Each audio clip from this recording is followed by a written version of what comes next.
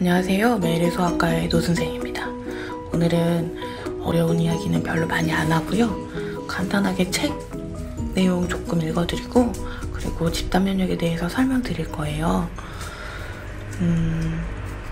먼저 열린 책트리에서 2016년에 출간된 율라버스의 책 면역에 관하여 해서 일부를 들어보시겠습니다. 우리가 백신의 효과를 따질 때 그것이 하나의 몸에 어떤 영향을 미치느냐만 따지지 않고 공동체의 집합적 몸에 어떤 영향을 미치느냐까지 따진다면 백신 접종을 면역에 대한 예금으로 상상해도 썩 괜찮을 것이다. 그 은행에 돈을 넣는다는 건 스스로 면역에 보호받을 능력이 없거나 의도적으로 그러지 않기로 결정한 사람들에게 기부하는 셈이다.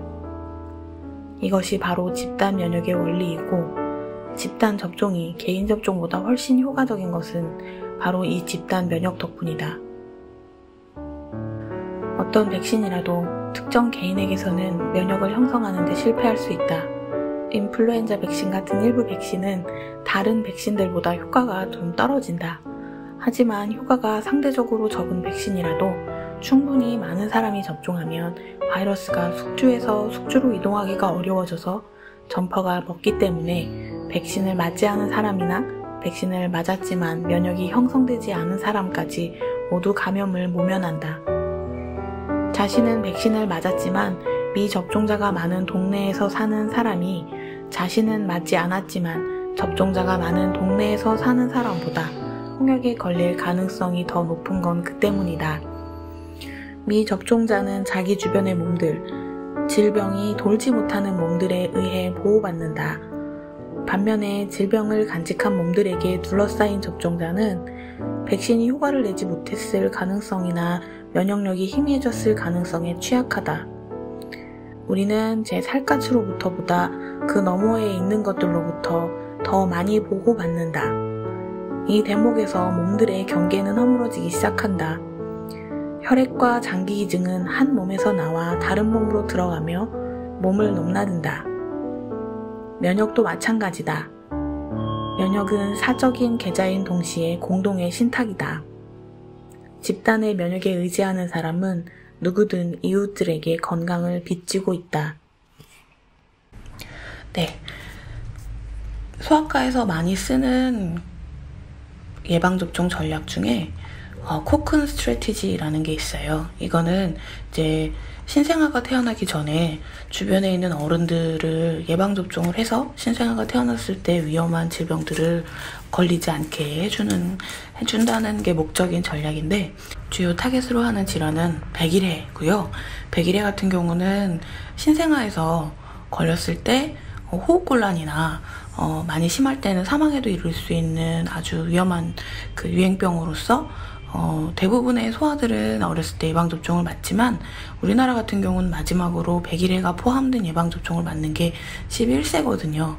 그래서 어른들은 이제 그거에 대해서 역가가 좀 많이 낮아져 있을 수 있고 그래서 임신하신 분들이나 가족들, 가까운 친지들, 할머니, 할아버지들 같은 경우는 미리 맞아서 아기가 태어나기 전에 충분히 면역을 가지고 있고 그래서 만약에 아기가 태어난 시기에 백일해가 유행을 하더라도 주변에 있는 사람들이 걸리지 않아서 아기한테까지 그 백일해가 다가가지 못하게 하도록 하는 것이 코큰 스트래티지의 가장 주요한 목적입니다.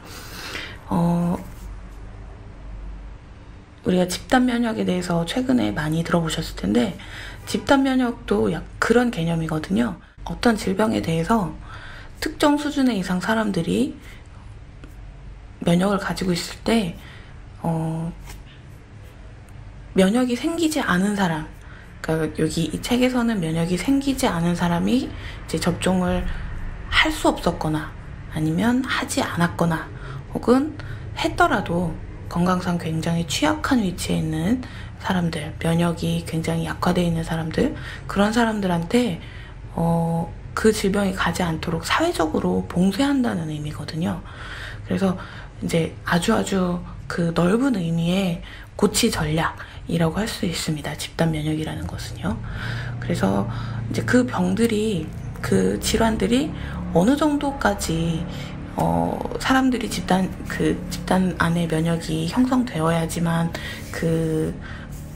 집단 면역이라는 것의 효과를 얻을 수 있는가, 그런 거에 대해서 얘기할 때 이제 다음에 보시는 표를 주로 많이 이제 참고를 하게 되는데요. 이 집단 면역 같은 경우는 이 표에 살펴보시면 옆에 이제 허드 이뮤니티 스레시홀드라고 써 있는데, 이 숫자들이 전체 인구 집단에서 이 이상의 인구가 면역을 가지고 있어야지만 실제로 아까 면역이 생기지 않은 약자들을 보호할 수 있다는 뜻이거든요.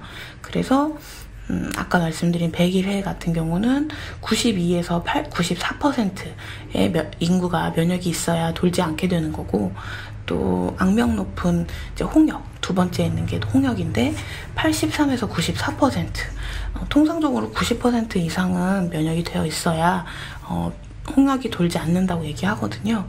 그리고 뭐 아래 소아마비나 뭐 풍진이나 그다음에 수두 같은 것도 각각 80% 전후에서 집단 면역을 형성하고 있습니다.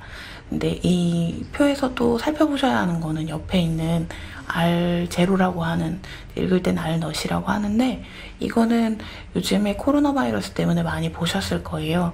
한 환자가 그 다음 환자에게 몇 명의 환자에게 감염을 일으킬 수 있는지 보면, 홍역이나 이제 100일에 같은 경우 보면 한 사람이 그 다음 사람을 전염시킬 수 있는 그 숫자가 12명에서 18명이나 되죠.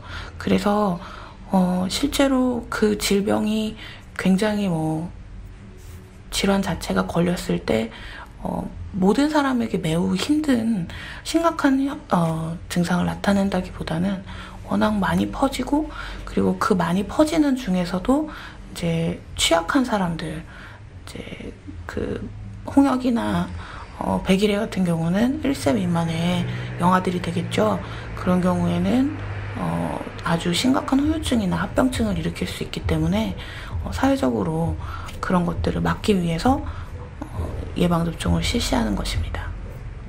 그래서 예방접종에 대해서 물론 요즘 같은 때에는 예방접종에 대해서 할까 말까 고민하시는 분들이 예전보다 많이 줄으셨겠지만, 그래도 우리가 말하는 집단 면역이라는 것은 한 공동체 내에서 서로 면역을 가지고 질병과 담을 쌓을 수 있도록 보호해주는 어떤 성벽 같은 것이거든요.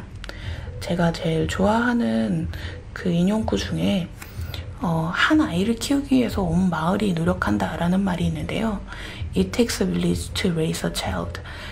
한 아이를 키우기 위해서는 모든 공동체가 함께 노력을 기울여야 한다는 말이고, 요즘 같은 때 예전처럼 우리가 동네 사람들이 아이들을 그냥 저녁에 아무 집이나 가서 밥을 걷어 먹이고 아프면 또 같이 돌보고 하지는 않지만, 결국은 이런 면역이라고 하는 것도, 집단 면역이라고 하는 것도 그런 공동체 연장선상에 있는 것이거든요.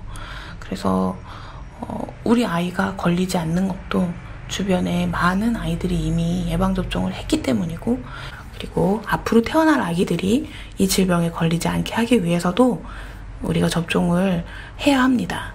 그래서 첫 번째 목적은 내가 걸리지 않는 것이지만, 우리 가족이 걸리지 않는 것이지만, 또 두 번째 목적은 우리 주변에 있는 커뮤니티, 우리 주변에 있는 학교라든지 직장이라든지 그런 우리가 속해 있는 집단 안에 면역을 더 환자들을 많이 줄여주기 위한 그런 목적이라고 생각합니다. 그래서 요즘같이 이제 병원 잘 안 다니시고 그러면 접종률이 떨어지게 되거든요.